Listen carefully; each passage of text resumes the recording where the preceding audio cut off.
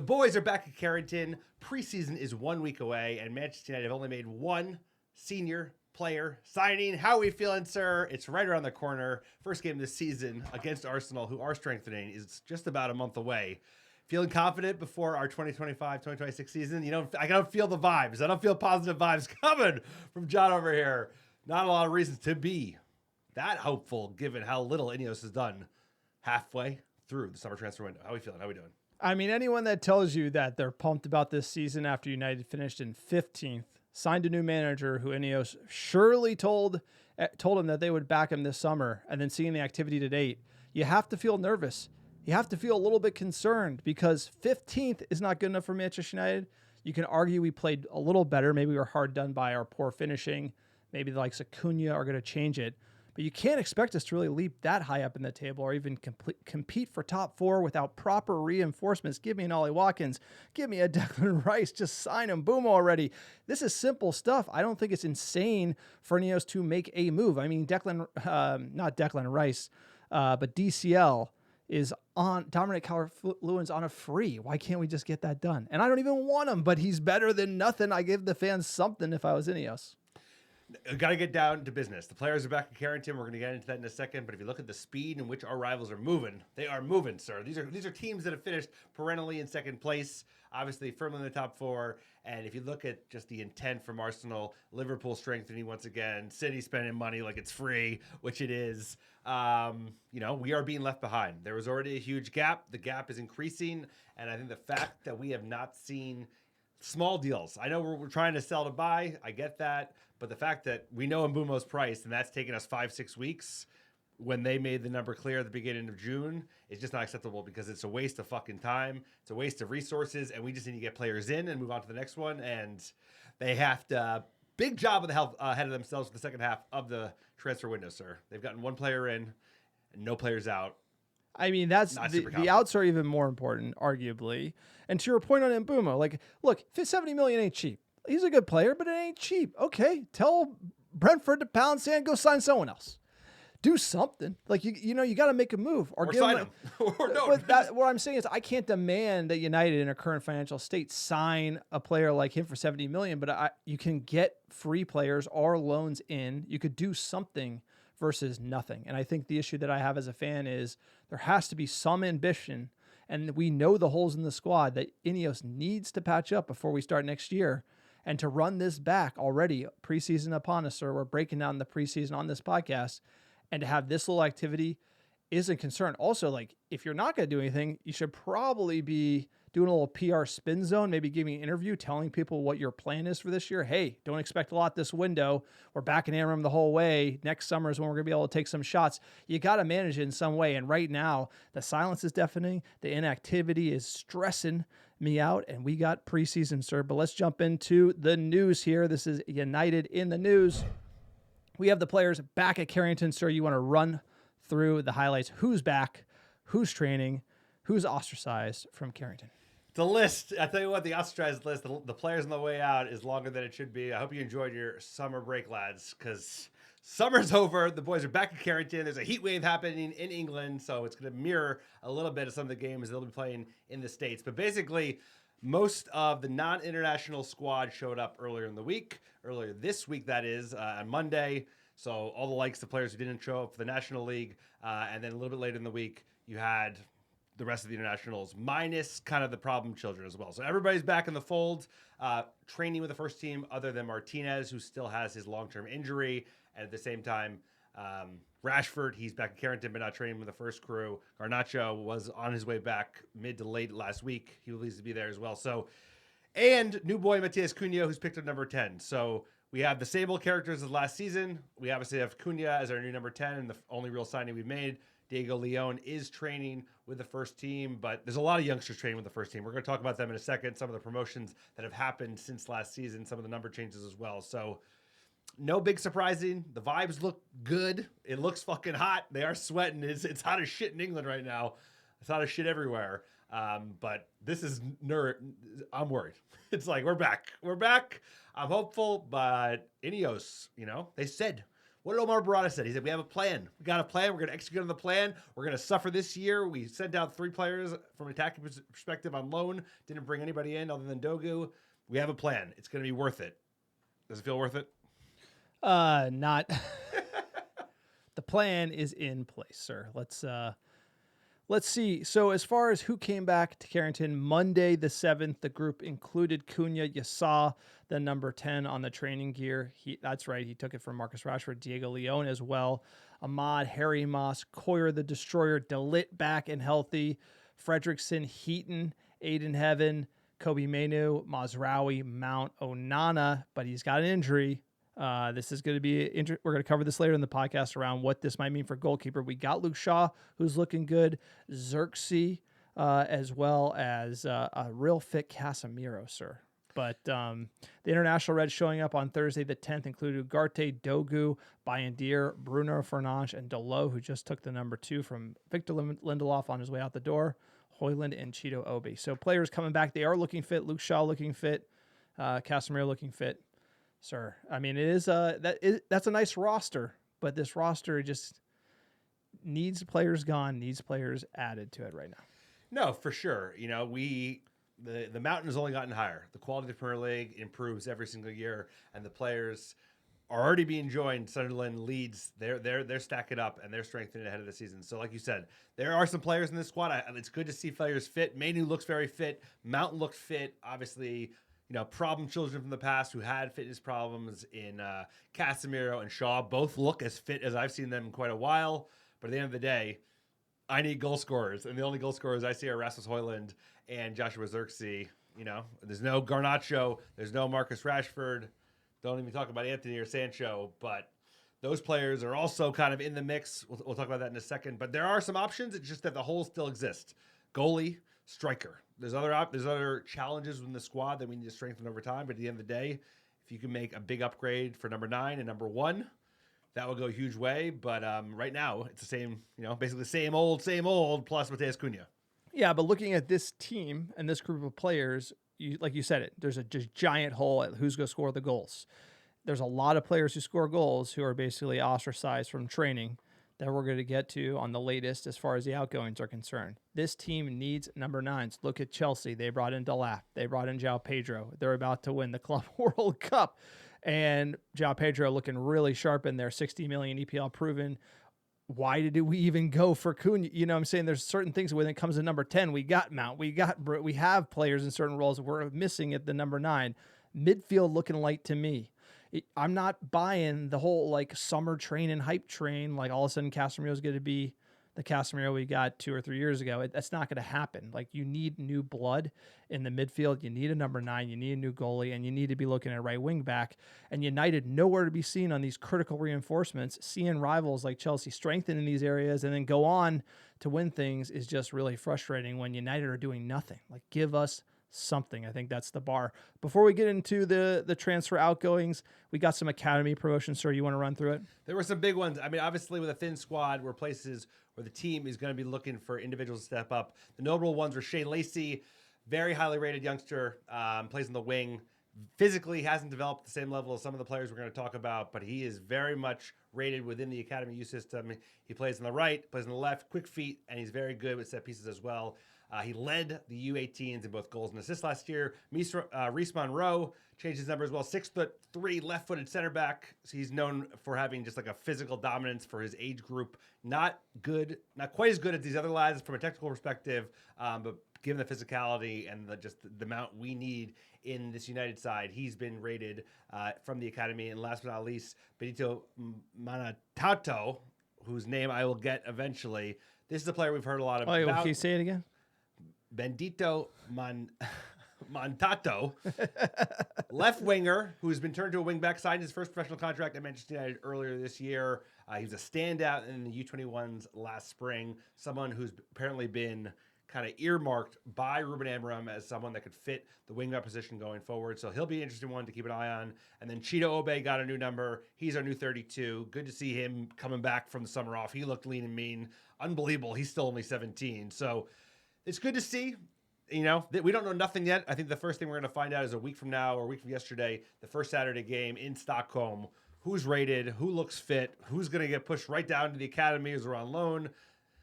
That's what I want to see. Like you said, we talked about the fitness. I thought you can't tell much from training videos, but you could tell we don't have enough players in, right? The quantity is nowhere near it, but Cunha looks a player. He looks like he's bringing the level of intensity that I need to be seen in Manchester United, and he already looks like he's kind of picking it up. We've seen training videos the last couple of years, even under Ten Hag, where it looks slow and everyone looked like they're kind of going half paces.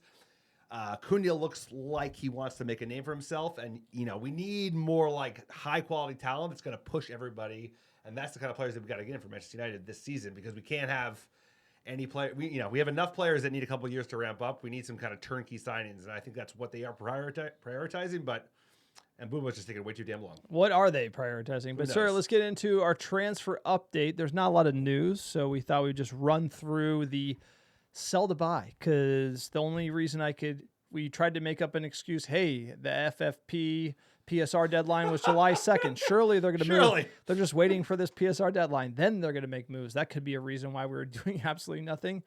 I think the reason why we're doing absolutely nothing is because we are sell to buy. It is very unclear if we're going to get any of these bluffers off the books, and for any upfront money. That upfront money is desperately needed by Manchester United to make these deals going forward. Rashford, Garnacho at the top of the list, because they are academy lads. They give us the biggest boost in PSR. That would allow us to spend some more cash, as they say in the window, or splash the cash. The players that are not with the lads training officially, Marcus Rashford is there, but not even showing up when Amarim is there. That's the kind of level of mean girls we have going on at Carrington, which is just sucks to see. Garnacho not with the first team, Antony and Sancho as well. So quite a bit of attacking talent there.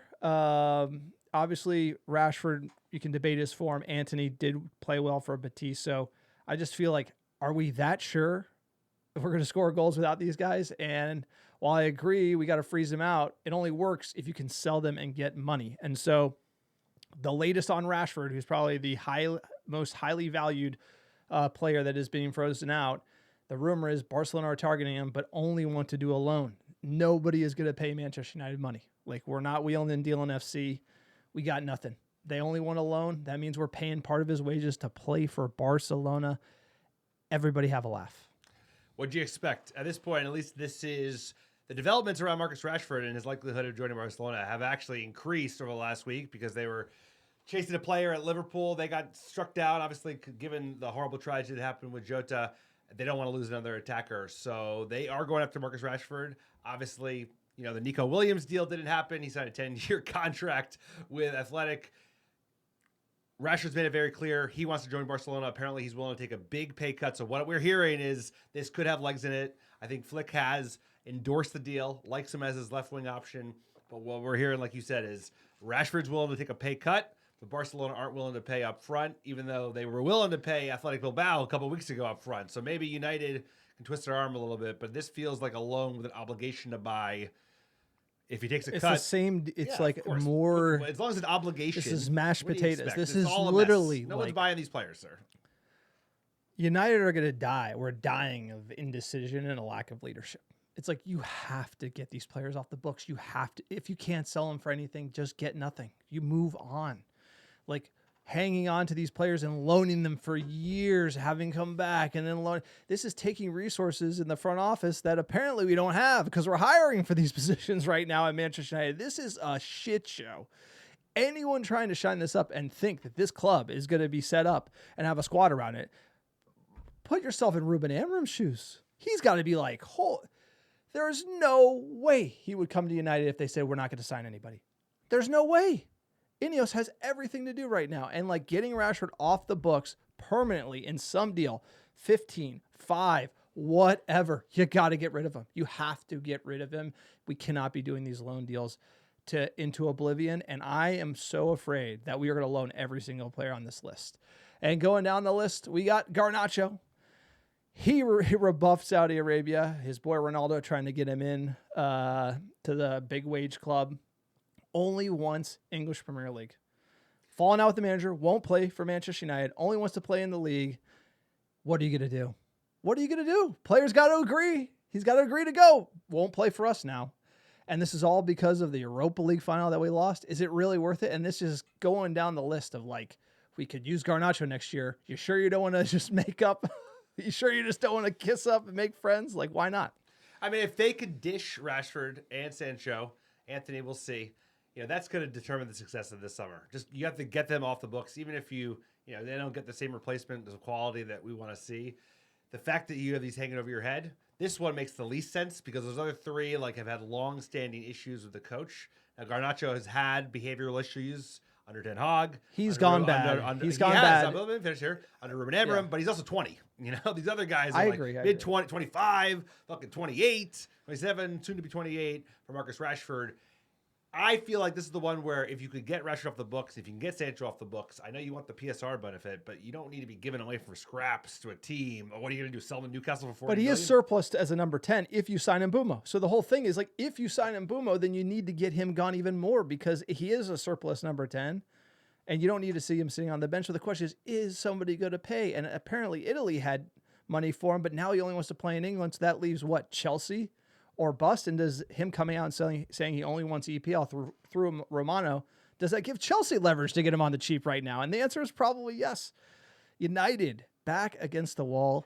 The good news here is apparently there is a light at the end of the tunnel for Jadon Sandwich.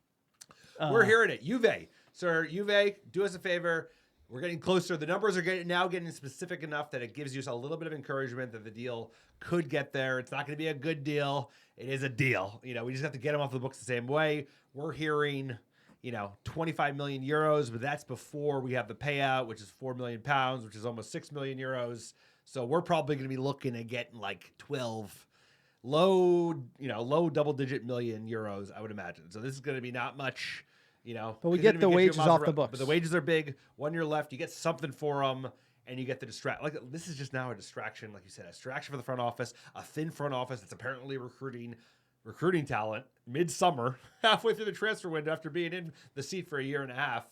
And this is a big distraction that I think every United fan would welcome to be behind us. One of the worst signings we've ever made at this club, and that's a long list at this point, especially over the last 5 to 6 years. Yeah, he's up there. He's up there. He's not. He's up there. I thought he was doing okay in that false nine position in preseason under Ten Hag, and then that just went completely south. There was a glimmer of hope for Jadon Sandwich at Manchester United, and it's gone. But look, this is a victory, getting him off the books. This is a huge win. If you can get a deal done, huge win. It's Dragon. Another deal that's Dragon. Now, this is all, we're talking sell. We're only talking about getting rid of players. The only glimmer of hope of any player that we're going to sign is Mbeumo. Let's hear what Romano has to say.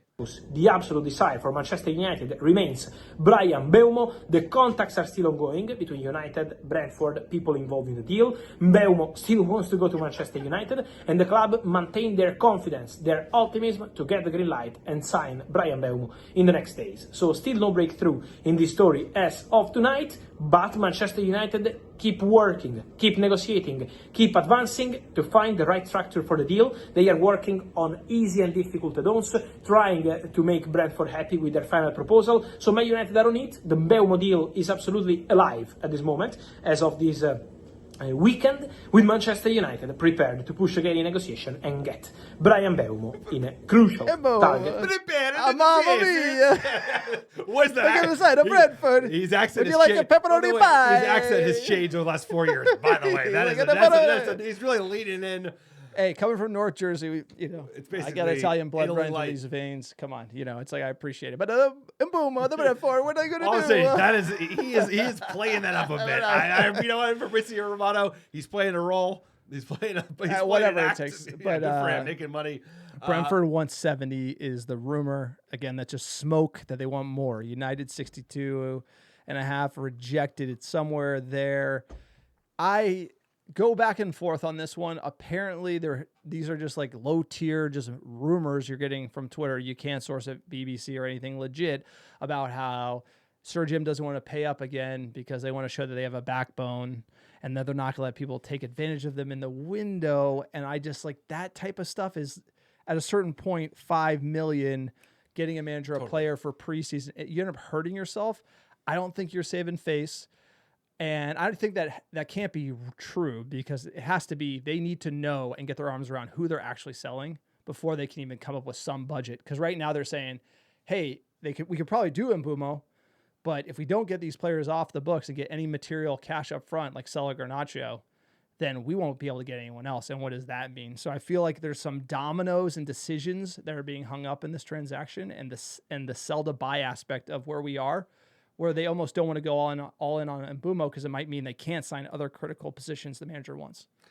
Yeah, and they made it see. I think they assumed that they would have better ability to foist at least some of these players earlier in the window. Now, halfway through, none of the players are out the door. That would affect the next transfers, of course. But at this point, they messaged everybody we'd have no problem affording Cunha and Mbeumo at this price. You know, we always thought it'd be around £65 million. Fair price, I think, considering his output, 20 goals in the EPL last season, even with 5 penalties. You know, especially when Anthony Alongo's going for £52 million. He scored 11 goals over the last 2 seasons, a lot more assists. He's a great player. You know, would like to see him. Our ability to basically sell players for nothing, and then the next team sells them for huge amounts of money, is really kind of unparalleled in the modern game. So just stack like the L's that we're stacking up No, it's as incredible. United fans, and that's like really what this comes down to. Is I absolutely love this club. Killing you. It's killing it. It's killing John. I love this killing club. John. Look at him. Look at him. I love this club to an irrational level. And if you doubt it, like we've done almost 800 podcasts and seen the worst of it all. And I just feel like we're as a fan, we're back against the wall on everything. Horrible last season. Like manager without the play. Like we questioned last year bringing in Amarim. How are we going to be able to give him the team to succeed? Here we are, not giving him it. What are we? It's like we're running it back. Oh, we're in this nightmare that just doesn't end. And you look at Chelsea and you see that the American billionaire come in, spend big, look like an idiot, but keep shooting barrels, keep firing barrels. And they're getting somewhere over there. It took 3 years.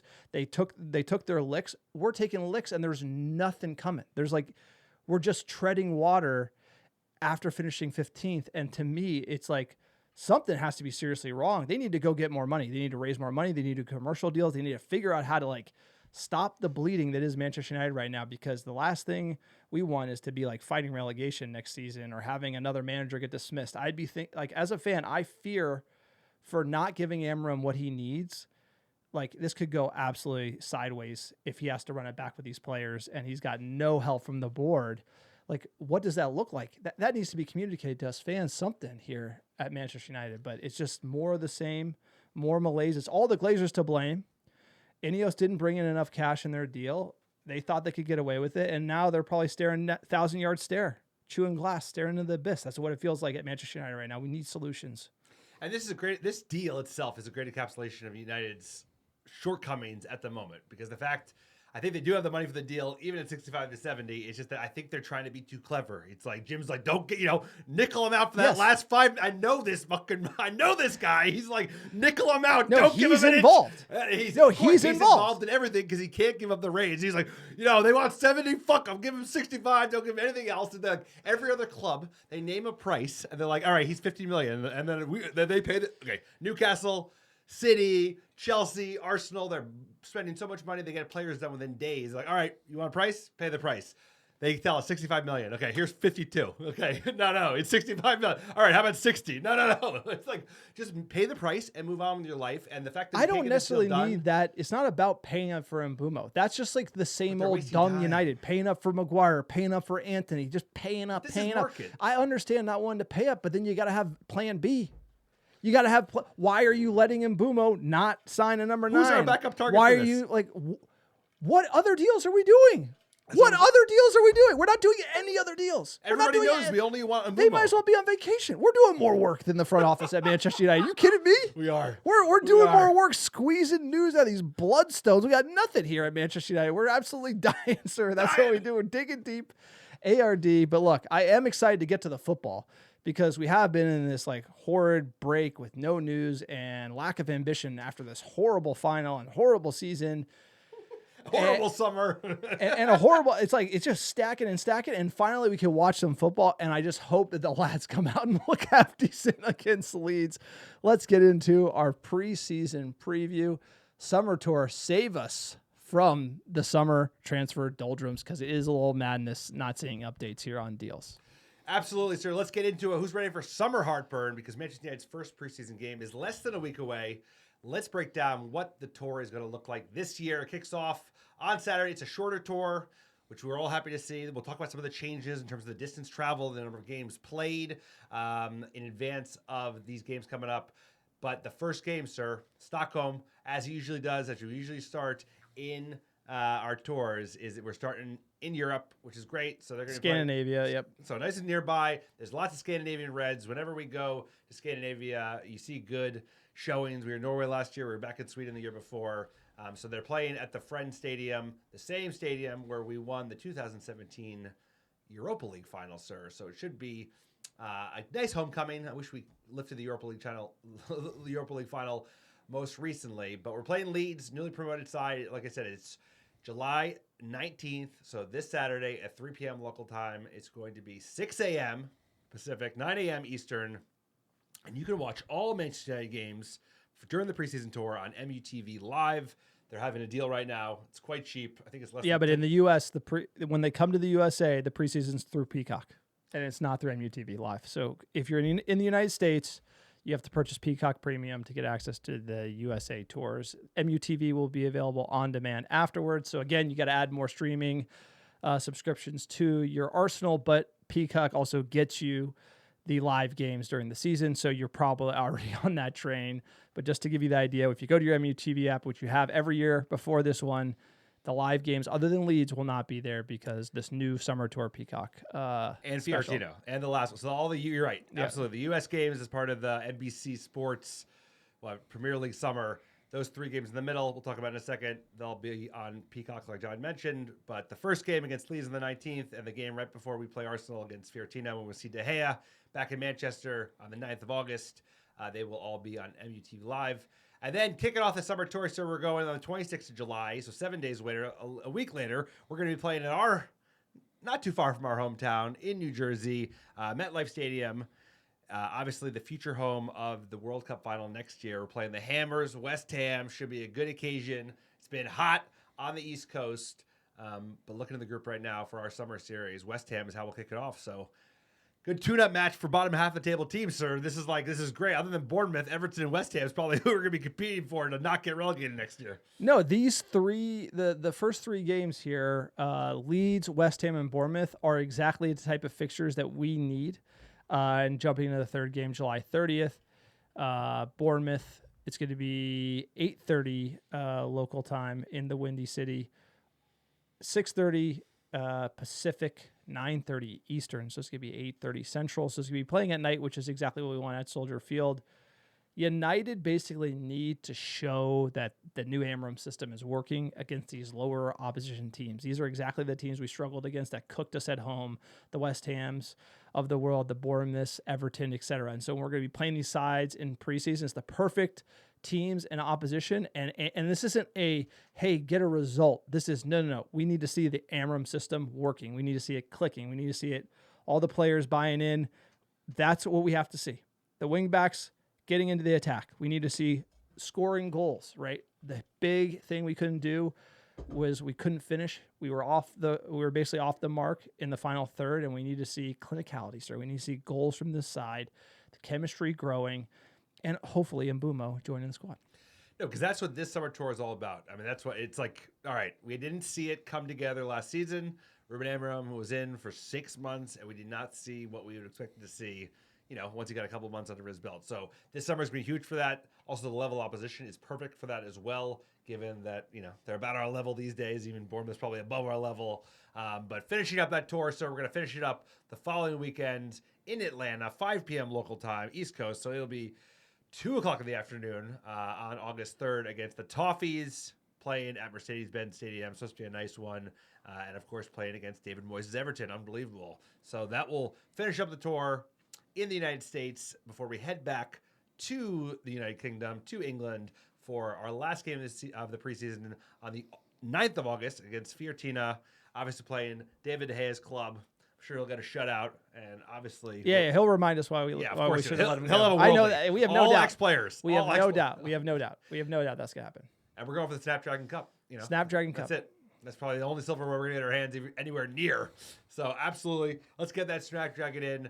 Good preseason tour. And the big thing that is noticeable in this, breakdown, we talked about it last little bit, like in the lead up, fewer miles, fewer games. We're flying roughly a little under 5,000 less miles this preseason compared to the one before, and we're playing one less match. So less of a grind than last year. We obviously had the postseason tour, but I'm not keeping that into consideration. Also, there's no West Coast hop, which is very much the first time we've seen that since I can remember us doing these American tours. We've always preferred to go to California because the training facilities are quite good and the weather can be mild depending on when you're there. So it's a lot of the East Coast, Midwest corridor. So that makes sense. Other than the game in Chicago, it's all going to be East Coast games. So that, the time change won't be as brutal for the boys. And then, like I said, earlier European opener, earlier home closer. So things are going to be more well-suited for Ruben Amorim to get his hands around the team and advance to that Arsenal opener. So we're not just... Yeah. That's what we're going to be talking about. We're going to be like, we're going to get battered by Arsenal and be like, hey, how come the one less preseason match and less traveling didn't help us beat Arsenal? Hey, maybe because they have better players. Maybe because they spent money and they literally just seeing Chelsea fix these holes in their team and then now look like a beating PSG. I can't believe that. Is unbelievable. It's you should just keep investing in your side.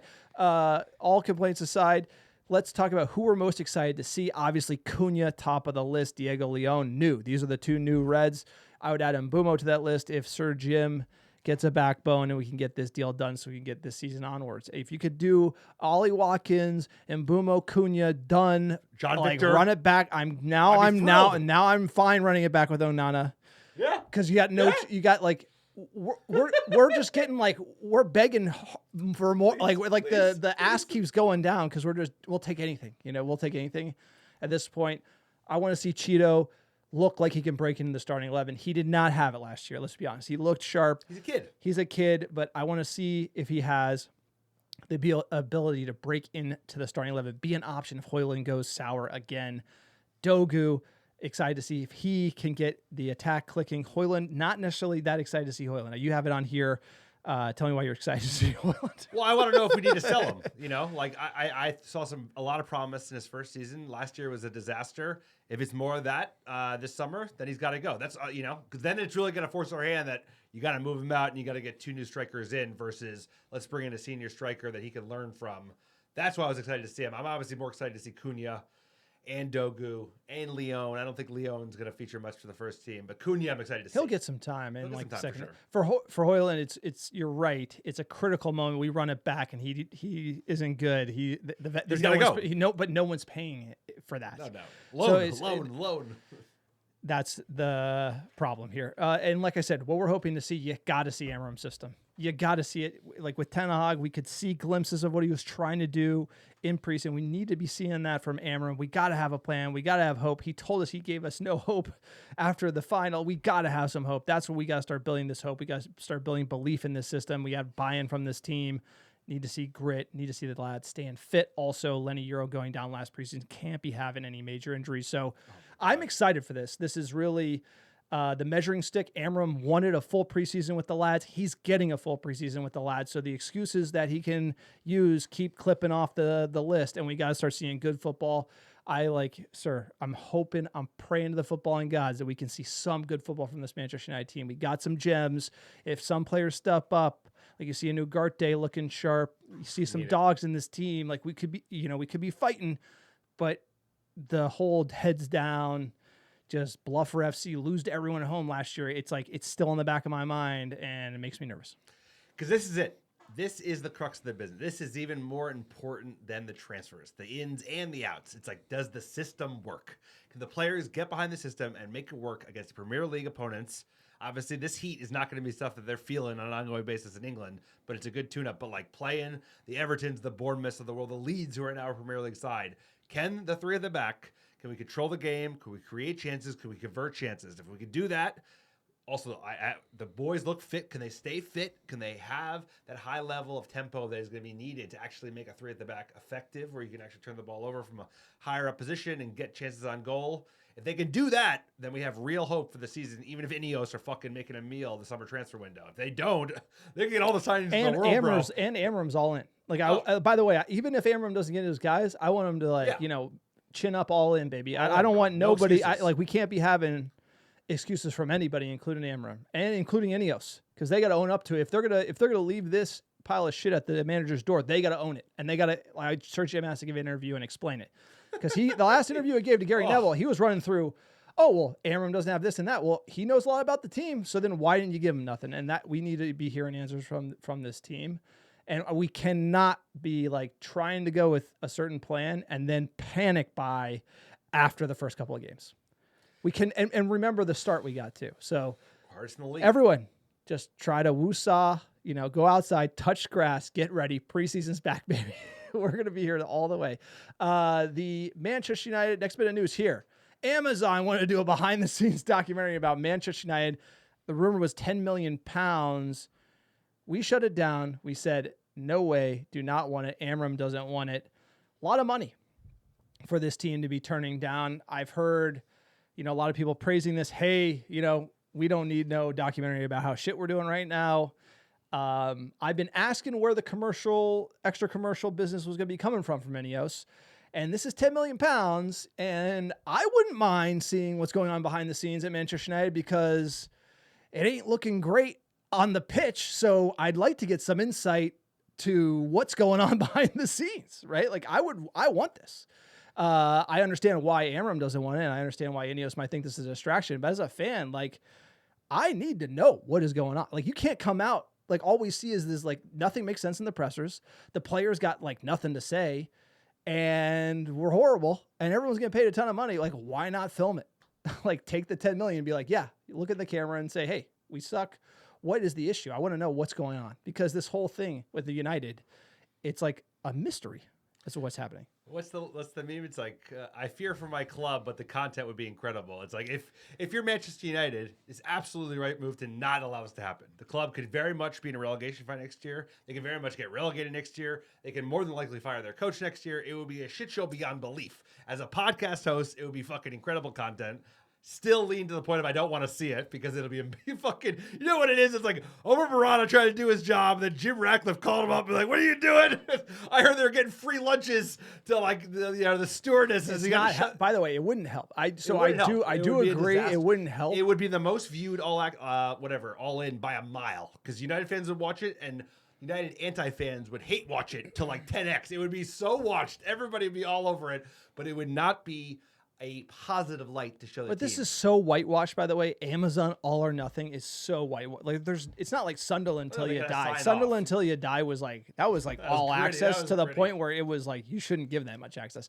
This is so vanilla, so whitewashed, where I think Arteta was falling out. How did Arteta look, bro? He looked terrible. He looked horrible. Terrible. But it was so whitewashed where any serious fallout with the players was not filmed and edited out. The club has final cut. It's very this is very club friendly. So that's why I thought, as a United fan, I do agree, since we're at the low, we don't need it. But I do want this for Manchester United at some point, because I do want to, I'd love to see it. I love to see it. United should honestly, if you're really getting to the level where global football should be and content should be, United should be producing their own all-in access every year, and fans should pay for it, right. And I would pay for it, and they should use that from the commercial side to produce more quality content that fans want about this club, and use that to make more money to then finance more horrible signings in the future, sir.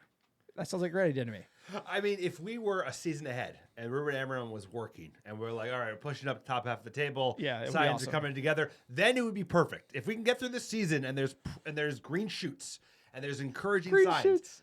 Sir, we can't all jump all we can't all just go doom and gloom.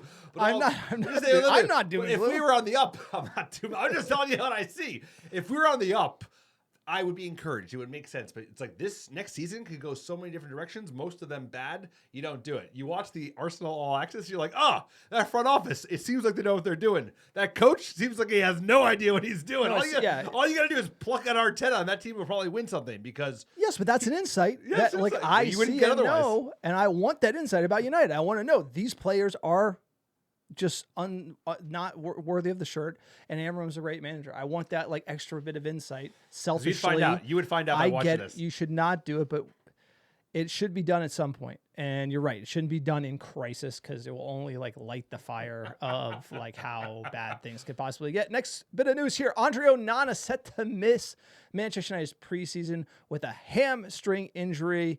This one kind of came out of left field. He's working towards returning to fitness per The Athletic. Onana injury. Season opener, August 17th, was he might need a month. So he probably could potentially be back for the Arsenal game. Might not be, but this could get the wheels moving on a different backup keeper. Also, Bryan and his agent talking to United at Carrington as we speak. So there's some movement or musical chairs with goalkeepers. Onana injury, is this going to accelerate a backup option, or is it more about Bryan re-upping or not? I mean, hopefully this forces United's hand, because I know the club's been a little bit coy about Onana's future. I think they gave Monaco an option to buy him for £30 million. Monaco said no, thank you. They're not seem to be angling to push him out because they have so much other dead wood that they need to push out. I think like moving on from Onana and Højlund, it's like nice to do, but it's not a need to do the same way with Marcus Rashford, Sancho, and the rest of them. But this kind of injury in this part of the season, he is going to come on tour, but he's not going to obviously feature in any of the games. I think it's so important for Ruben Amarim's system to have a strong number one behind that back three that can kind of be that strong, silent leader. I like things we saw from Onana off the field. On the field has been a disaster. This is the kind of thing that. What does that mean, off the field? His press. I mean, he sounds good in pressers. Yes, I agree. Calming personality. I could do that. He's a good lad. So I could literally be good in interviews and then be bad at goalkeeper. But it's like I'd rather be a good at goalie, good vibes, Onana, bad at interviews. Like what's the like? There's a lot that goes into being a footballer, and all I was saying is like clearly it's not gone well at Manchester United. He's not a Jadon Sancho. I can't believe this one, man. I honestly like. But this type of injury hopefully moves the club to buy a good deal. This is like the deal we're about to talk about in a second. Seems the perfect kind of deal to capitalize on right now, given the moment, given the fact we do have a little bit of money in from these sell-on deals that have been happening around the world. And I'd make a punt for him because he's cheap, this next target we're going to talk about. On the Onana front, the reason why, and again, I'm not doom and gloom. I'm just balls and strikes. It sounds bad, but it sounds bad because the issue with Manchester United, the issue with our club, and why we are where we are. Andre Onana is a great example of that. Is players who have been brought in to do a job at a certain level that Manchester United demands do not meet that by such a degree, and we never move off of them. That is the problem. That's why Harry Maguire's hanging around the hoop. He wasn't the guy for that amount of money, and he's just languishing at United. Lindelof languishing at United. These players like Luke Shaw just languishing at United. Onana is not even as good as those players I just mentioned, and I would argue that they're not at the level that Manchester United needs. And Onana is the starting goalkeeper at Manchester United. We've had backup keepers miles ahead of him, and I would argue that like if you're going to be playing the system where you got to pass out the back, you got to have a guy who can do that. I could get if he was great at that and couldn't stop a shot for the life of him, I would be fine. It's You're like fine. He can't do anything. He can't stop a shot, and he can't play it out from the back. I just need some like United critically to look at these players to be like, does not fit the system, will not help United, and move off. Like Karius played a bad game, was out of Liverpool. Look where they are. They've made real critical decisions as quick as you need to make them and decisive, and have action in the market. That was such a bold move to move off Karius after a game. He was good. That game, they got rid of him. He even had a concussion, and they still cut him off the team. It's incredible. They did. He had an excuse. It's in the head. And like United just run it back, where you don't even have to be good to play at Manchester United anymore. And that erodes the culture. What does that? What is the signal to the manager? What is the signal to the players that everybody knows they don't have confidence in this guy? Everybody knows this and that, and then they're still bringing him back. You need ambition in the front office. It's got to be matched down to the roster. I feel like this is more the same for Manchester United. The lack of urgency here, critical position. We know he's not up to it. I don't hate the guy, but it's unfortunate how this signing has gone. And I feel like it's best for everyone when it goes this way to move off of it. And when you just let him, keep him here, keep it, the frustration, etc. The Stretford end when we were going, people were just getting so fed up with him kicking the ball out of bounds. And this is something where I feel like old United would just move off people quickly when they knew they weren't at the level, and we just keep people in this 11. That's what's killing us. And the way they handle this injury will be telling in terms of, are they willing to bite the bullet? You know, they already have enough players to sell, but at the end of the day, it's a damning indictment that we know, sadly, Andre Onana is not good enough. His Manchester United career has been a disaster. You need to move off him. Nice guy. He is a nice guy. That's what I meant. Great guy. I wanted him to succeed because he seems like a lovely person to have around, good personality, good head on his shoulders. But at the end of the day, he's shaky, and you can't have a shaky keeper. They got to be solid. They got to be rock fucking steady. And the last thing is rock steady. That's why I would go opportunistically for this type of deal. He makes De Gea rock steady. Now let's talk about the deal that we're I like this for. deal. Now, John Victor, not a household name, really only made his senior debut a couple of years ago. Doesn't have a ton of caps under his belt. 29-year-old Brazilian goalkeeper. He's been featuring at the Color World Club for Botafogo and apparently has a £6 million buyout clause. Not bad. Hey, sir. that's the nothing, Mbeumo deal. That's the Mbeumo deal. $6 million. No, but we're going to get that in installments from Anthony Elonga's deal, $52.5 million, or a 15% sell-on deal to Newcastle. So he fits a lot of the criteria. You could argue, hey, it's a backup. You push out Bryan, he's not going to have to be a backup anyway. And then this we need a viable backup if we're going to run it back with Onana. You need somebody like this. Be that. Yeah, exactly. He this could is be a backup, exactly and the he can direction also we need press to go. on for his spot. He's 6'5". He's a good distributor of the ball, especially with long passes. He's good claimer of the ball, and his shot stopping is actually quite good if you look at his stats versus the rest of the Brazilian league. So he fits the bill. He's cheap and good. But another question on the keeper front is like, why do we keep bringing Tom Heaton to be number 3, who's not viable? I don't know. Like when you actually think about Bryan, Onana was out of sorts last year. Bryan went down with injury, and then we have Heaton, who's literally just like a morale locker room guy who can't come in and play. Like it would be. By the way, Bryan plus Victor might be a good run. Then Onana's he's not even in the first 2. Like you need to have options. United, just the way they're running this thing, it's very nonchalant. Like the Heaton just always renewing and coming back like make him a goalkeeper coach. If that's really his job, bring in a younger number 3. Because last year we could have used that when Onana was out of form and Bryan went down. This team, it just has to get more serious about recruitment. And that's all about the front officer at Manchester United. And jumping into it, fan questions. Tell us if we're crazy. You can tweet us on Twitter. Get us your thoughts. Are we crazy? Let us know. Are we crazy? Are we melting down? Is it the pod room that's too hot right now? But I feel like I wake up in the middle of the night like 15th. I see. Like if we finish 6th, I get it. Hey, let's make some cash. I killed for 6. We're in the Europa League. Let's make some cash. Let's not do a lot of moves. We got the stadium deal. We got things going on. We can't really. Hey guys, we got to run it back. I'm worried about getting relegated. I'm worried about watching worse football than we did last year. That's what I'm so nervous about with this team. And sir, I'm not trying to be doom and gloom. I'm just trying to say, hey, this is a weird place that we're in at Manchester United that I don't think we've seen the likes of before. Well, we haven't because we've never been this bad since the early 70s. I mean, come on. We're Manchester United was the elite team for 20 years in the EPL, won 65% of the titles over a 20-year period. This unbelievable run where Fergie won 13 and 20. And then we're in a decline. We're in a huge structural decline. We thought INEOS was coming in to save us. They're not saving us. They don't, like I said, they didn't have enough money. They're fucking they're poor billionaires compared to Bowley and the American big guns coming in with billions. They came in with billions. The difference is Bowley bought Chelsea on a cheap and he had coffers of cash to invest. Right.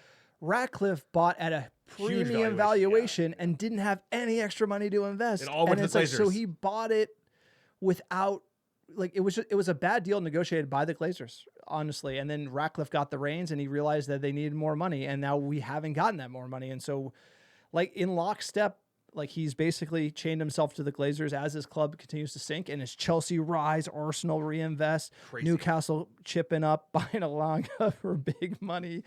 Our rivals are strengthening, and United are barely treading water. It's like, what kind of Kool-Aid you got to drink to think that this is going to pan out positively over the next couple of seasons? Let's jump in here at Lexus578. Quote, why don't we just have a front three of Cunha, Xerxes, Ahmad? I feel like it's extremely creative, so we invest in Rios or a right wing back, so Ahmad gets used to the full potential.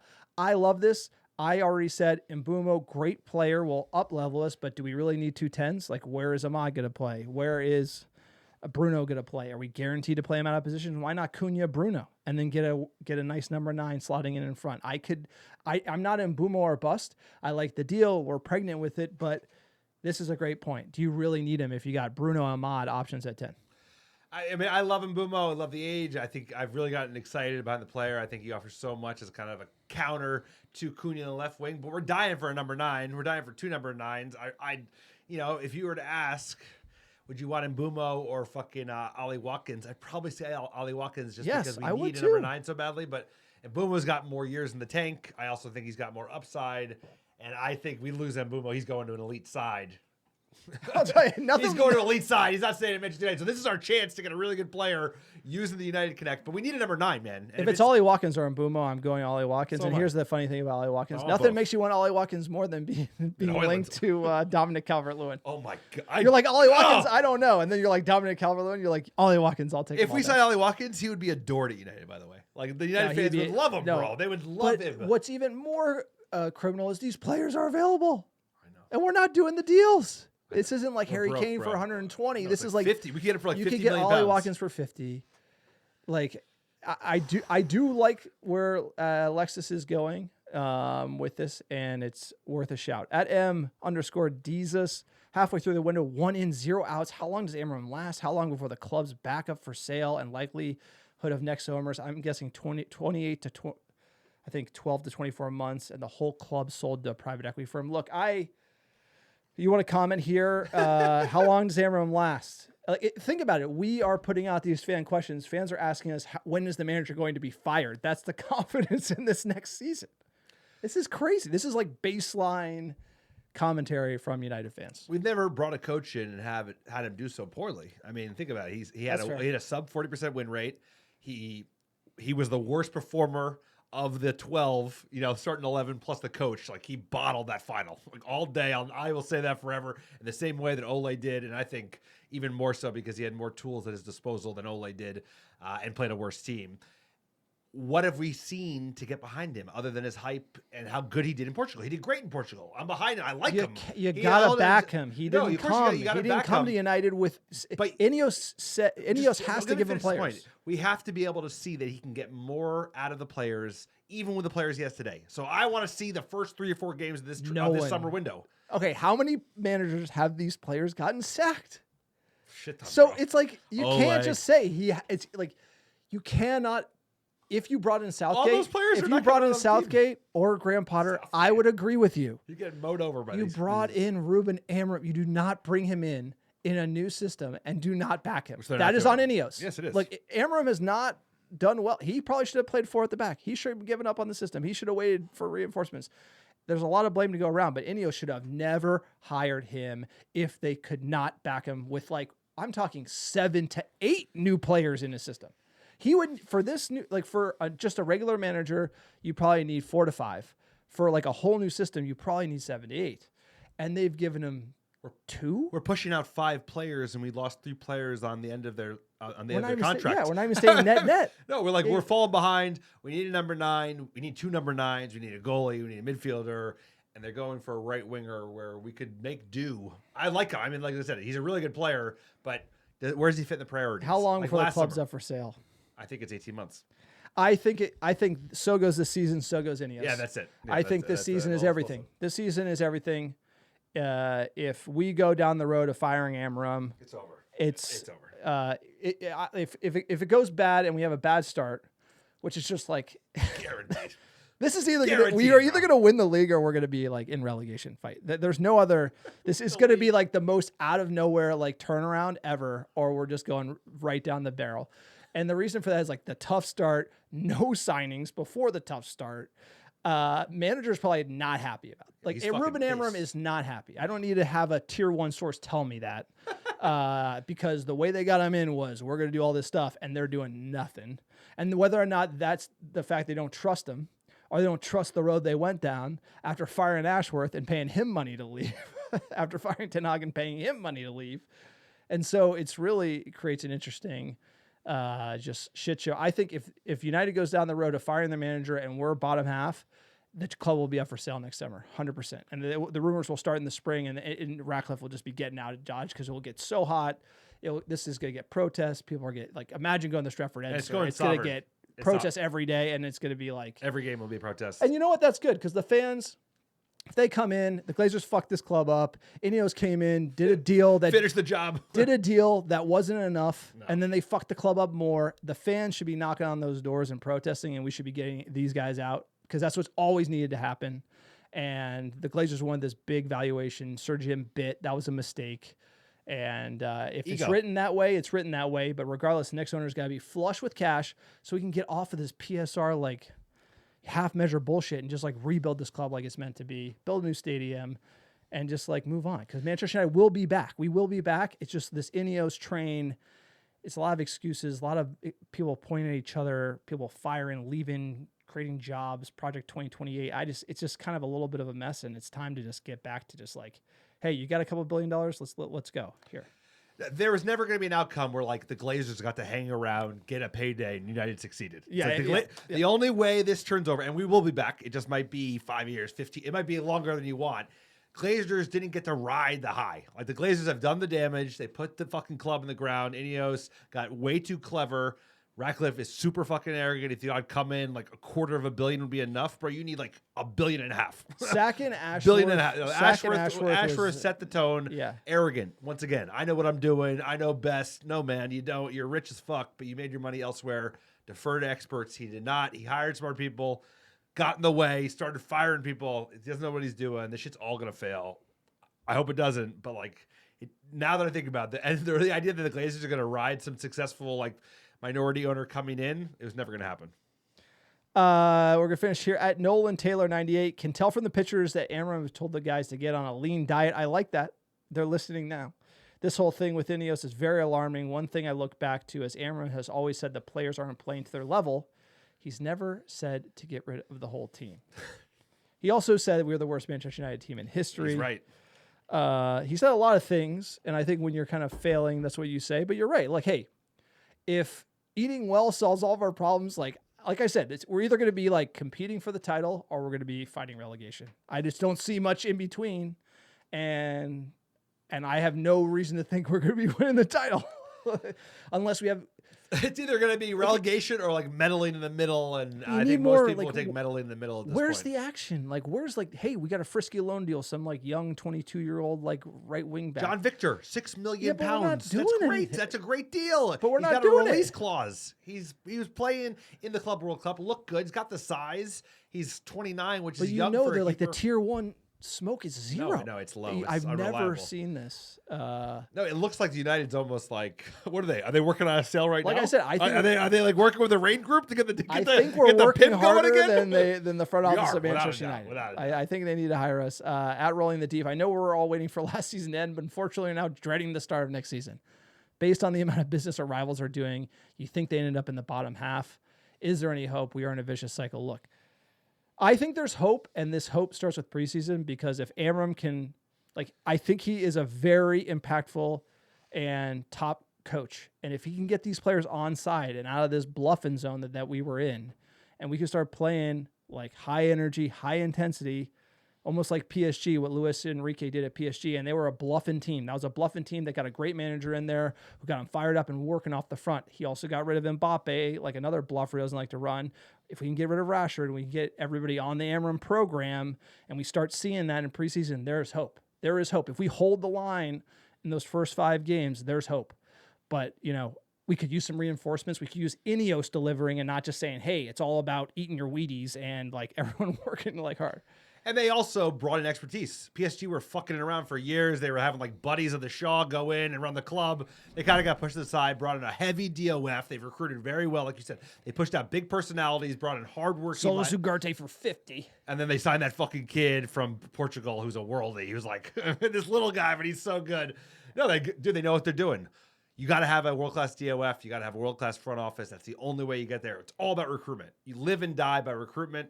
But at the end of the day, if Ruben Amourim can get something out of the lads he has in today, we've got a fighting chance to have a productive season. Productive season means we're not fighting for relegation. We have something to keep, something to look forward to, something to build on. And if we're like in a firing the manager in the first half of the season type of cycle. No, there's hope. It's just... it has to come together. The system has to come together. That's everything. It comes down to how we start. And if we can build momentum versus, when you have like a bunch of bluffers, things go bad and they drop their head. It's not like you have to snap those losing streaks. And United have proven, regardless of the manager, it's hard for us to do that. Even the new manager coming in. But look, that's the podcast. Whoa, it's an update. We're going to be back for preseason next week. Glad there's football and we can just turn our heads towards performances on the pitch. If you like the podcast, support us at AmericanDevils.store. Pick up some merch, patreon.com/AmericanDevils. Go the extra mile. Support us. We also have a newsletter we just got out. All the top United stories in your inbox every single week. AmericanDevils.com. You can click on the link. Join our newsletter. It's growing. Tons of great reads. You can also email us off of that newsletter as well. Sir, give us our top 10 downloads last 7 days. Number 1, how you doing? Chicago, Illinois, Los Angeles, California, Oslo, Norway, Dublin, Ireland, Charlotte, North Carolina, Brooklyn, New York, Portland, Oregon, Atlanta, Georgia, New York, and last but not least, Orlando, Florida. Appreciate all the American Devils listening week in, week out. Don't forget to like and subscribe to our YouTube. Check out our Patreon as well. Lots of extra special benefits, especially we need it early in the season. We need it. 800 episodes in, watching this team. Working harder than the front office. Working harder than INEOS. We appreciate every one of you. A lot to look forward to. I think we're going to know a lot. Summer series in the United States, that's going to be very telling. Can the boys get up in Chicago? Can they get up We're going nowhere. Jersey? Are we going to that Jersey game? We're going to the championship. We're going to be there the whole way, Can't sir. wait. Singing in the Stretford. Everyone, have a great summer, and we'll see you next week.